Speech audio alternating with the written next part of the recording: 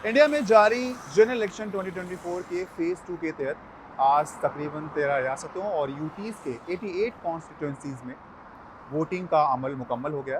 Election commission के statistics के मुताबिक तकरीबन 61% से ज़ायद वोटिंग टर्नआउट को रिकॉर्ड किया गया। ये फेज़ 2 इन इलेक्शन के लिए बहुत ही अहम रहा है क्योंकि हमने इसी फेज़ में बहुत ही फियर्स इलेक्शन कैंपेन देखी। वज़ीर-ए-आज़म नरेंद्र मोदी को बीजेपी की तरफ से इलेक्शन कैंपेन को लीड कर रहे हैं। उनकी जानिब से मंगलसूत्र, उसके अलावा इनहेरिटेंस टैक्स, मुस्लिम लीग वाला बयान, उसके अलावा हिंदू मुस्लिम के कुछ और ऐसे दीगर बयानात के साथ राहुल गांधी के ज़रिए जवाबी रद्द अमल के दरमियान हमने इस फेज़ में बहुत ही फियर्स बैटल देखा है। फेज़ 2 चूँकि बहुत ही इंपॉर्टेंट इसलिए है क्योंकि कर्नाटका और केरला के में बीजेपी और कांग्रेस के बीच बराह रास्त झगड़ा देखने को मिल रहा है।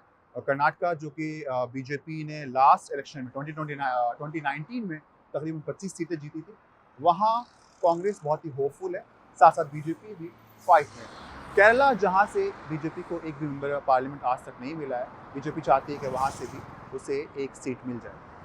अब अगर आते हैं उत्तर प्रदेश में, जहाँ हम बहुत ही इंपॉर्टेंट सीट्स पर जो है फाइट देख रहे हैं। आज वहाँ वोटिंग हुई है। बागपत, बुलंदशहर, अलीगढ़, मेरठ, गाज़ियाबाद, नोएडा, अमरोहा और मथुरा, ये ऐसे मकामात हैं जहाँ पर मुस्लिम वोट्स भी बहुत ही इंपॉर्टेंट रोल प्ले कर रहे हैं। और कुछ ऐसे कॉन्स्टिट्यूंसीज भी हैं जहाँ मुस्लिम रोल बहुत ही फैसला कुन भी है। बिहार में और उसके अलावा दीगर स्टेट्स में जहाँ आज वोटिंग हुई है, वहाँ कांग्रेस को बहुत ही उम्मीद है कि वो कांग्रेस कहीं ना कहीं इस बैटल को लीड कर पाएगी। लेकिन नरेंद्र मोदी का जो जादू है और पूरे भारत में चलता है, उस जादू और कांग्रेस की उम्मीदें को बीच की ये लड़ाई हमें फेज़ 2 में देखने को मिली। आज का जो की वोटिंग रही है वो बहुत ही अहम रही है। आज किसी भी तरह की कोई इंसिडेंट रिपोर्ट नहीं की गई। आज के दिन जम्मू कश्मीर के जम्मू हल्के में भी वोटिंग हुई है।